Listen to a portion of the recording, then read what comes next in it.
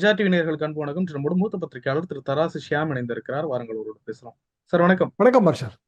இந்த இரட்டை இலை வழக்கு, அந்த அதிமுகவினுடைய அந்த உட்கட்சி பிரச்சனைகள், இது தொடர்பாக இறுதி விசாரணையை 28ஆம் தேதி தேர்தல் ஆணையம் நடத்துவதாக அறிவித்திருக்கிறது. அதற்காக ஒரு லெட்டர் வந்திருக்கு. அதுல எடப்பாடி பழனிசாமி அவர்களை பொதுச் செயலாளர் அப்படின்னு குறிப்பிடல அப்படின்னு சொல்லி நிறைய பேர் ஃபார்வர்ட் பண்ணிட்டு இருக்காங்க. அந்த வழக்கு இதுல எடப்பாடி பழனிசாமி அவர்கள் மீதான பார்வை எப்படி பாக்குறீங்க? பாரதிய ஜனதா கூட்டணியில் ஐக்கிய பிறகு அந்த ஆபத்து எதுவும் இல்லைன்னு தான் நான் நினைக்கிறேன். ஏன்னா எடப்பாடி பழனிசாமி அவர்களே கட்சியில் இருக்கிற சீனியர்கள்ட்ட பேசும்போது ரெட்டைலைக்கே ஆபத்து வந்துருமோ என்ற அச்சத்துல தான் நான் பாரதிய ஜனதா கூட்டணிக்கு போனேன் என்று அவர் ஒத்துக்கொண்டிருக்கிறார். அன்னைக்கு கூட இந்த கூட்டணி அறிவிப்புல பாத்தீங்கன்னா பாடி லாங்குவேஜ் எல்லாரும் அவங்கவுங்க கையை பிடிச்சிட்டு நிற்பாங்க. நீங்க நல்லா பாருங்க, அந்த படத்துல எடப்பாடி பழனிசாமி அவர்களின் பெருவிரல தான் அமித்ஷா பிடிச்சிருப்பாரு. அந்த மிச்சம் 4 விரலும் தனியா தான் நிற்கும். அதாவது இன்னமும் அது சரியா அமையலன்னு தான் நான் நினைக்கிறேன். இந்த கூட்டணி ஆரம்பத்துல இருந்தே குழப்பத்துல இருக்கு. அதே மாதிரி இன்னைக்கு கூட நயினார் நாகேந்திரன் அவர்களுக்கும் எடப்பாடி பழனிசாமி அவர்களுக்கும் தலைமைச் செயலகத்தோட சட்டமன்றம் கூடுவதற்கு முன்பாக அதிமுக ஆபீஸ்ல பெரிய பேச்சு நடந்ததா தான் கேள்விப்படுறோம். அதாவது பாரதிய ஜனதா கூட்டணியில உள்ள பெரிய பிரச்சனை என்னன்னா, அது காங்கிரஸ் கூட்டணி மாதிரி கிடையாது. காங்கிரஸ் ஜெல்லாயிருங்க. நீங்க எந்த கட்சியோட சேர்ந்தாலும் ஜெல்லாயிரம். 67 வரைக்கும் தான் அது அந்நியப்பட்டு இருந்தது. அதாவது எங்க காலேஜ் டேஸ். 67க்கு பிறகு ஒரே ஒரு முயற்சி தான். 80 117 சீட்டு திமுக அணியில வாங்கி நின்னாங்க. அது படுதோல்வியில முடிஞ்சது. அதுக்கு பிறகு மூப்பனாரை முதல்வராக்கும்னு ராஜீவ்காந்தி பிரச்சாரம் பண்ண 89. இதை தாண்டி அவங்க தமிழ்நாட்டின் நீரோட்டத்துக்கு அந்நியமா எதுவுமே செய்யல. ஒவ்வொரு ஊர்லயும் ஏதோ ஒரு ஓட்டு வங்கி இருக்கு, சிறுசோ பெருசோ ஒரு ஓட்டு வங்கி இருக்கு. எந்த கட்சி கூட்டணி இருந்தாலும் ஓட் டிரான்ஸ்பர் நடக்கு. திமுகவோடையும் கூட்டணி வச்சிருக்காங்க, அதிமுகவோடையும் கூட்டணி வச்சிருக்காங்க. இன்ஃபேக்ட் 89 திமுக ஜெயிச்சு வந்துருச்சு. அதிமுக இரட்டையிலே மீட்டு எடுக்கப்பட்டது. மார்ச் மாதம் 2 இடைத்தேர்தல் வருது. மருங்காபுரி, மதுரை கிழக்கு. ஜெயலலிதா அவர்கள் பிரச்சாரத்துக்கு போகல. 2 இடைத்தேர்தலையும் இரட்டையில இருந்த ஒரே காரணத்தினால வெற்றி வசப்பட்டது. திமுக ஆட்சிக்கு 2 மாசம் தான். பெரிய அதிருப்தி எல்லாம் இருக்க வழி இல்லை. மருங்காபுரியில கிட்டத்தட்ட 30,000 40,000 ஓட்டு வித்தியாசம். மதுரை கூட்டணி கட்சிக்கு விட்டு கொடுக்கப்பட்டது. ஒரு 10,000க்கு சற்று குறைவாக வெற்றி வித்தியாசம். எதுக்காக நான் சொல்றேன்னா, ரெட்டையில வெரி இம்பார்ட்டன்ட். ஏன்னா அதுதான் எம்ஜிஆரின் ஆன்மா. ரெட்டையில இல்லைன்னா அதிமுக இல்லை. இப்போ எடப்பாடி பழனிசாமிக்கு அது நன்றாகவே தெரியும். அப்போ இன்றைக்கு தேர்தல் ஆணையம் எப்படியான நோட்டீஸ் அனுப்பியிருந்தாலும் எடப்பாடி பழனிசாமி அவர்களை பொதுச் செயலாளர்னு குறிப்பிடல என்கிற நீங்க சொல்ற மாதிரி நிறைய அந்த லெட்டரை ஃபார்வர்ட் பண்ணாங்க. டிஸ்பியூட் நடக்கும்போது அப்படி குறிப்பிடாமலும் இருக்கலாம். ஒரு தாவா நடக்குது. தாவாவுக்கு வர்ற சம்மன்ஸ்ல குவாசி ஜுடிஷியல் பாடி எக்ஸாக்டா அழைப்பானைன்னு நம்ம சொல்ல முடியாது. இருந்தாலும் அந்த சம்மன்ல அந்த பதவி பெயரை குறிப்பிடாமலும் இருக்கலாம். ஆனால் தேர்தல் ஆணையம் மாற்று முடிவு எடுக்கணும்னு நான் நினைக்கல. அப்படி எடுப்பதற்கான வாய்ப்பு இருக்கிற மாதிரி தேர்தல் ஆணையம் ஏற்றுக்கொள்ளலையா அப்படின்ற கேள்வி நிறைய பேர் இல்ல. அப்படி வராதுல்ல. தேர்தல் ஆணையம் ஒரு ஜுடிஷியரி பாடி, குவாசி ஜுடிஷியரி பாடி. 2 தரப்புக்கு இடையில அது கருத்து கேட்டு விசாரணை செய்து ஒரு தீர்ப்பு கொடுக்கணும். அப்போ ஒரு தரப்புக்கு பதவி சின்னத்தை கொடுக்க மாட்டாங்க, பதவிக்கான அந்தஸ்தை கொடுக்க மாட்டாங்க. பிளைனா அவர் எப்படி அவரோட பெட்டிஷன் அங்கே சப்மிட் பண்ணியிருக்காரு, பதில் மனு அங்கே சப்மிட் பண்ணியிருப்பாரு. அது நம்மகிட்ட காப்பி கிடையாது. அந்த பதில் மனுல அவர் என்னவா தன்னை அழைத்திருக்கிறார் என்பதுதான் அதுல முக்கியம். எனவே பொதுச் செயலாளர் குறிப்பிடலைங்கிறது ஒரு பெரிய இஷ்யூவா எனக்கு உண்மையிலே தெரியல. தேர்தல் ஆணையத்தை பொறுத்தவரையில் அது முடிவெடுக்கக்கூடிய விஷயம் என்பது அந்த 3 மெஜாரிட்டி தான். சாதிக்கலி வழக்கில் இருந்து வர்ற 3 majority, legislative test, MLA MP எண்ணிக்கை, அது எடப்பாடி பழனிசாமிக்கு தான் ஆதரவா இருக்கு. இப்போ கட்சியோட செயற்குழு பொதுக்குழு உறுப்பினர்கள், ஆர்கனைசேஷன் டெஸ்ட், அதுவும் அவருக்கு தான் ஆதரவா இருக்கு. பைலா டெஸ்ட் தான் அதில் பெண்டிங். அது நீதிமன்றத்தில் தான் பைலா டெஸ்ட் எப்போதுமே முடிவு செய்ய முடியும். ஏன்னா அது சிவில் டிஸ்பியூட்டுங்கிறதுனால நீதிமன்றத்தில் தான் முடிவு செய்ய முடியும். அது இன்னமும் நீதிமன்றத்தில் முடிவு செய்யலை. அப்படி இருக்கும்போது தேர்தல் ஆணையம் பெரிய மாற்றி முடிவெல்லாம் எடுக்கும் என்று தோணலை. ராகுல் காந்தி கூட நேற்றைக்கு பேசும்போது, பாஸ்டன் யூனிவர்சிட்டியில் பேசும்போது, இந்திய தேர்தல் ஆணையம் காம்ப்ரமைஸ்டு, இந்திய தேர்தல் ஆணையம் ஏதாவது ஒரு வகையில் ஒரு இன்ஃப்ளூயன்ஸ் கட்டுப்பட்டு தான் நடந்து கொள்கிறது, மகாராஷ்டிரா தேர்தலே அதுக்கு உதாரணம்னு அவர் கருத்தை பலமுறை சொல்லியிருக்காரு. இப்படி இங்க வைஸ் பிரசிடென்ட் வான்ஸ் வந்து மோடியோட பேச்சுவார்த்தை நடத்திட்டு இருக்கும்போது அங்க அதே நாட்டுல வைஸ் பிரசிடென்டா எந்த நாட்டுல இருக்காரோ அந்த நாட்டுல ஒரு பல்கலைக்கழகத்துல ஒரு அறிஞர்கள் கூட்டத்துல ராகுல் காந்தி இவ்வாறு பேசியது ஒரு பெரிய சர்ச்சையாக இன்றைக்கு பிஜேபி எம்பிக்கள் எல்லாரும் பேசிட்டு இருக்காங்க. நாட்டையே காட்டி கொடுத்து விட்டார் துரோகி அப்படின்னு பேசிட்டு இருக்காங்க. ஆனா தேர்தல் ஆணையம் காம்ப்ரமைஸ்டா இருக்கிறது தான் நம்ம பார்த்துட்டு இருக்கோமே. அதிமுக ஆரம்ப வழக்குல பெரிசாஸ்திரி தேர்தல் ஆணையர் அவர் எப்படி ரெட்டையில எப்படி முடக்கினாரு? அது ஜானகியம்மாளுக்கு ஆதரவு தானே அந்த டெஸ்ட் 3மே இருந்தது. இது 1971 இருந்து வர்ற டெஸ்ட், சாதிகளி டெஸ்ட். இப்போ 88 எப்படி முடக்குனாங்க? முடக்குதல்னாலும் டெம்பரரி நான் யூஸ்ங்கிறது தான் கிளாஸ். எப்படி அதை முடிவு பண்ணி ஜானகி அணி ரெட்டப்புறால நின்றுச்சு, ஜெயலலிதா அணி சேவல்ல நின்றுச்சு. அப்போ கேசி பழனிசாமி எல்லாம் ஜானகி அணி எம்எல்ஏ, அவருக்கு இதை பற்றி எல்லாம் நன்றாகவே தெரியும். தேர்தல் ஆணையம் எப்போதுமே வந்து மத்திய ஆளுங்கட்சிக்கு தான் அது விசுவாசமா இருக்குங்கிறதா எனது கருத்து. இந்திய தேர்தல் ஆணையம் பெரிய அளவுக்கு நடுநிலையோட இருந்தது இல்லை. சேஷன் மட்டும் விதிவிலக்கு, அவர் சிம்ம சுப்பனமாக தேர்ந்தார். அதுக்கு பிறகு தொடர்ந்து அதுவும் 3 மெம்பர் பாடி ஆக்கின பிறகு சிங்கிள் மெம்பராக இருந்தபோது கூட அதுக்கு சில விஷயங்கள் கொஞ்சம் வேகமான நடவடிக்கையெல்லாம் பார்த்தேன். எனக்கு தெரிஞ்ச இந்த 40 வருஷ சரித்திரத்தில் தேர்தல் ஆணையம் பெரிய அளவுக்கு மத்திய அரசுக்கு எதிராக எல்லாம் முடிவு எடுக்காது.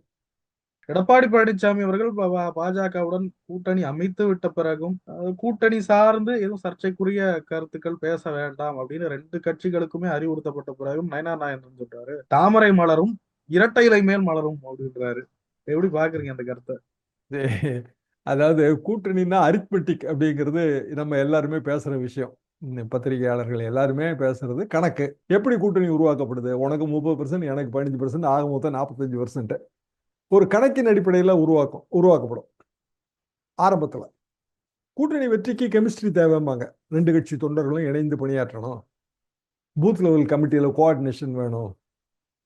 ஃபர்ஸ்ட் டைமா அதிமுக பாரதிய ஜனதா கூட்டணியில நான் ஒரு பாட்டனியை பார்க்குறேன், தாவரவியல். அதாவது ரெட்டை இலைக்கு மேல தாமரை மலரும்னா அதை பாட்டனியா தானே நீங்க பார்க்க முடியும். அப்போ இந்த பாட்டனி எப்படி வெற்றி பெறும்? ரெட்டை இலைக்கு மேல தாமரை மலரும்னா தாமரை அதிக இடங்களை பெறும் என்று நயனார் நாகேந்திரன் சொல்றாரா? போன தடவை கொடுத்த சீட்டு எண்ணிக்கையை விட ஒரு 5 சீட்டோ 6 சீட்டோ கூட கொடுக்கலாம்.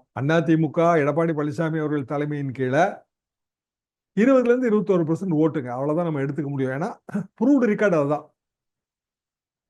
லோக்சபா தேர்தலில் பிஜேபி அண்ணாமலை தலைமைக்கு கீழே 10% 11%.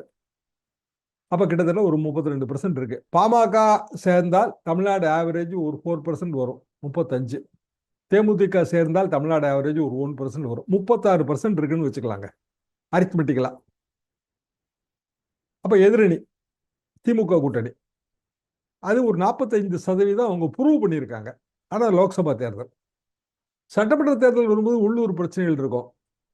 சிட்டிங் எம்எல்ஏக்கு எதிராக அதிருப்தி இருக்கும். சிட்டிங் எம்எல்ஏ வந்தே பார்க்கலைங்க, இவர் என்ன எம்எல்ஏ, இவர் மூஞ்சியை எங்க பார்த்தோம், எப்ப வந்தாரு, இப்படி 1000 கேள்வி வச்சிருப்பாங்க.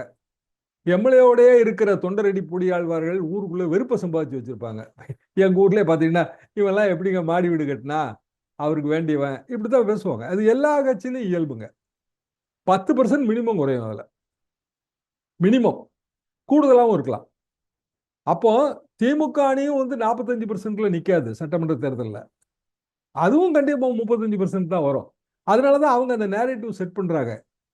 பிஜேபி வந்துருச்சு அப்படின்னா பெரிய ஆபத்து, தமிழ் மொழிக்கு ஆபத்து. இப்போ இன்னைக்கு கூட மகாராஷ்டிரால அந்த இந்தி கம்பல்சரின்னு சொல்லி பட்னாவிஸ் இப்போ ஜகா வாங்குறாரு. அதுக்கு மு.க. ஸ்டாலின் அவர்கள் கண்டனம் தெரிவிக்கிறார். அது மகாராஷ்டிராவில் நடந்ததை இங்க நம்ம கண்டனம் தெரிவிக்கிறோம். ஏன்னா நம்மளோட இருமொழி கொள்கை என்னவோ அதைத்தான் மகாராஷ்டிராவில் இருக்கிற எல்லாருமே இப்போ பிரதிபலிக்கிறாங்க. மராத்தி தான், அதாவது தாய்மொழி தான், அப்ப தமிழ் தான் நம்ம சொல்றதுல என்ன தவறு இருக்கு? தமிழ்நாடு பாலிடிக்ஸுக்கு மராட்டி பாலிடிக்ஸை மகாராஷ்டிரா பாலிடிக்ஸை ஒத்துட்டு பார்க்கிறோம். பிஜேபி அது மகாராஷ்டிரா பாலிடிக்ஸ் தான் நின்னாகணும். ஏன்னா அது பிஜேபி கவர்மெண்ட், லோக்கல் கவர்மெண்ட் அமைக்கிற லாங்குவேஜ் கமிட்டியே ஹிந்தி கம்பல்சரி லாங்குவேஜா கொண்டு வருவது தப்புங்குது கவர்மெண்டோட குழு, நிபுணர் குழு. அப்போ பிஜேபி அதிமுக கூட்டணியில் தமிழ்நாட்டுக்கு ஒரு காமன் மினிமம் ப்ரோக்ராம் வைக்கும் போது இதெல்லாம் எப்படி அணுக போகுதுங்கிற கேள்வி வந்துடும். இப்போ இருமொழி கொள்கையா இல்லையா? அவ இருமொழி கொள்கை இல்லைன்னு சொன்னா அண்ணாவோட கொள்கை இருமொழி கொள்கை. மாநில சுயாட்சியை பற்றி மதிப்பீடு என்ன? அண்ணாவோட கொள்கை மாநில சுயாட்சி. State autonomy. 1965ங்க, 65ல் எழுதின அவர் கொடுத்த இல்லஸ்ட்ரேட் வீக்லி பேட்டியில் தான் ஸ்டேட் அட்டானமியை பற்றி முதல்ல சொல்லியிருப்பாரு. மாநில சுயாட்சி எங்களுக்கு காலேஜ் டேஸ் அந்த வார்த்தையே எங்களுக்கு புதுசாக இருந்தது. அப்புறம் தான் அதை தேடி அதை பற்றியெல்லாம் படித்தோம். இன்னைக்கு மாதிரி பெரிய கூகுளோ இல்லை இன்டர்நெட்டோ இல்லாத காலகட்டத்தில் இப்போ லைப்ரரிக்கு போய் புக் எடுத்து படிக்கணும். அப்போ மாநில சுயாட்சினா என்ன, மாநிலங்களுக்கு அதிகாரம்னா என்ன? 67 வரைக்கும் இந்த கொஸ்டின் அரைஸ் ஆகல. 50ல் கான்ஸ்டியூஷன் வரும்போது சென்ட்ரிஸ்ட் அப்ரோச் தான், அதாவது வலிமையான மத்திய அரசு இருக்கணும். ஏன்னா சமஸ்தானங்களா பிரிஞ்சு கிடந்த இந்தியா, அதை ஒன்று சேர்க்கணும். அப்போ சென்ட்ரல்ல டெல்லியில ஒரு பலமான அரசு இருந்தால் தான் அது சாத்தியம். பாகிஸ்தான் பிரிஞ்சிருக்கு, நமக்கு எல்லைப்புறத்துல சீனாவோட ப்ராப்ளம் இருக்கு. அப்போ பாதுகாப்பு, இப்படியான பல முடிவுகள் எடுப்பதற்கு ஸ்ட்ராங் சென்டர், இதுதான் அப்ப இருந்த கான்செப்ட். அது உதவியா இருந்துச்சு. எப்படின்னா காங்கிரஸ் கட்சியே கிட்டத்தட்ட இந்தியா முழுவதும் ஆட்சியில் இருந்துச்சு, டெல்லியிலேயும் ஆட்சியில் இருந்தாங்க. ஜவஹர்லால் நேரு மாதிரியான ஒரு பெரிய நேஷனல் ஃபிகரு. அப்போ அது பெரிய அளவுக்கு வாத பிரதிவாதங்களை ஏற்படுத்தல. இப்போ தமிழ்நாட்டில் என்ன ஆச்சுன்னா, வடக்கு வாழ்கிறது தெற்கு தேய்கிறது, நமக்கு என்ன முக்கியத்துவம் இருக்கு, தமிழ் மொழிக்கான முக்கியத்துவம், எங்களோட 65 இந்திய எதிர்ப்பு போராட்டம், இப்படி பல விஷயங்கள் வரும்போது தமிழ்நாடு முதல்ல இருந்தே அதிகாரங்கள்ங்கிறத நோக்கி 62ல இருந்தே டிராவல் பண்ண ஆரம்பிச்சிருச்சு. 67 தேர்தல் பிரச்சாரமே அதுதான், வடக்கு வாழ்கிறது தெற்கு தேய்கிறது தான் தேர்தல் பிரச்சாரமே. அப்போ தமிழ்நாட்டோட சேர்ந்து இப்ப பிற மாநிலங்கள் அந்த பேண்ட் வேகனுக்கு வந்துருச்சு. மகாராஷ்டிரா என்ன சொல்லுது, மொழிவாரி மாநிலம் எப்ப பிரிக்கப்பட்டதோ அப்பவே மாநில மொழிகளுக்கு தான் முக்கியத்துவம், நீங்க எப்படி இந்தியை கொண்டு வர முடியும், இந்திய ஸ்டேட் லாங்குவேஜ் தான், சில மாநிலங்கள்ல பேசப்படுற மொழி அவ்வளவுதான், மராத்தி ஸ்டேட் லாங்குவேஜ், இப்படி ஒவ்வொரு மாநிலத்துக்கும் ஸ்டேட் லாங்குவேஜ் இருக்கு, மாநில உரிமைகள் இருக்குன்னு நம்ம என்ன சொல்றோம் அதை அவங்க இப்ப சொல்றாங்க.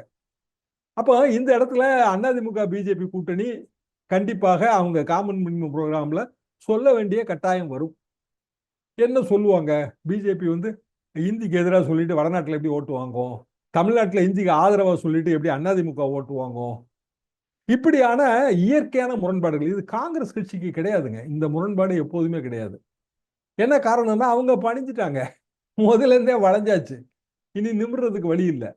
பிஜேபி இங்க ஆட்சிக்கு வரணும்னு நினைக்கிற கட்சி. அப்ப அவங்களுக்கு இது ஒரு சிக்கல். அதிமுக பிஜேபி கூட்டணி ஆரம்பத்துல இருந்தே இந்த அவசரத்துல தான் போகும். அதை தாண்டி வரணும்னா திமுக அடுத்த 10 மாதங்கள்ல பெரிய பிரம்மாண்ட தவறுகள் செய்யணும். இப்போ பொன்முடி மாதிரி ஒரு 4-5 இஷ்யூ வருது, இல்ல அண்ணா யூனிவர்சிட்டி மேட்டர் மாதிரி 4-5 இஷ்யூ வருது, அது தேர்தல் வரைக்கும் பிரதிபலிக்குது. அப்படின்னா சிக்கல். இப்போ 98 அதிமுக பாரதிய ஜனதா கூட்டணி மக்களவை தேர்தல், திமுக தமாக கூட்டணி, ரஜினிகாந்த் அதுக்கு வாய்ஸ், ஆளுங்கட்சி திமுக பெரிய அளவுக்கு பலம் வாய்ந்த கூட்டணியா தான் இருந்தது. ஆனா பல பல சம்பவங்கள் அந்த போக்க திசை மாற்றுச்சு. முக்கிய சம்பவம் கோயம்புத்தூர் குண்டுவெடிப்பு. பிஜேபி மாநில பொருளாளராக இருக்காரு எஸ்.ஆர். சேகர், அவரு உயிருக்கே ஆபத்தான நிலைமையில் இருந்தாரு அன்றைக்கு. அந்த குண்டுவெடிப்புல அவர் சிக்கி ஏகப்பட்ட மரணங்கள். தேர்தலோட போக்கே அது மாற்றிடுச்சு. அதிமுக கூட்டணி 30 சீட் ஜெயிச்சிருச்சு. இப்படி தேர்தலோட திசை வெளிப்போக்கை மாற்றக்கூடிய சம்பவங்கள் நடக்குமா நடக்காதான்னு இன்னைய தேதிக்கு ஜோசியம் சொல்ல முடியாது. அது திமுகவோட ஆட்சி நாளைக்கு நடக்க வைக்கிற சம்பவங்கள் இதை பொறுத்தது. அந்த லாஸை ஈடுகட்டுறதுக்கு இப்பவுமே அவங்க நேரேட்டிவ் செட் பண்றாங்க.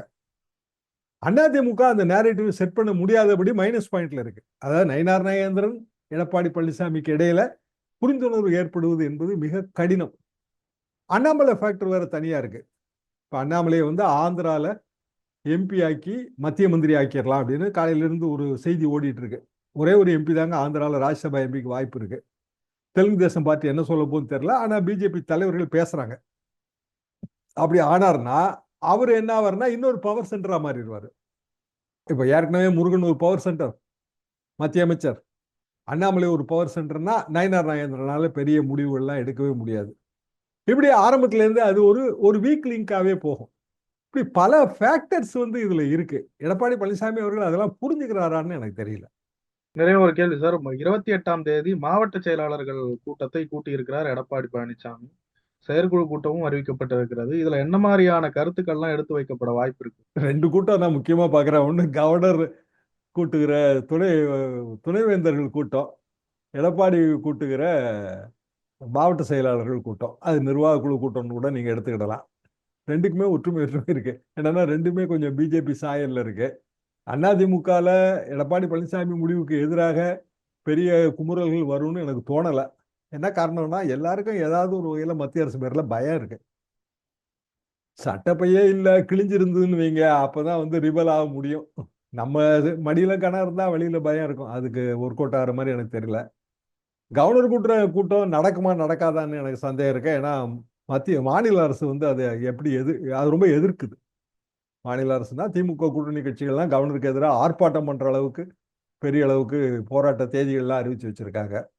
இந்த 2 கூட்டங்களுமே அடுத்தடுத்த அந்த வரப்போற வாரத்துல தமிழ்நாடு அரசியல்ல புதிய புதிய திருப்பங்களை கொண்டு வருங்கிறது எனது எதிர்பார்ப்பு. நிறைய விஷயங்களை பகிர்ந்து கூடிய ரொம்ப நன்றி சார்.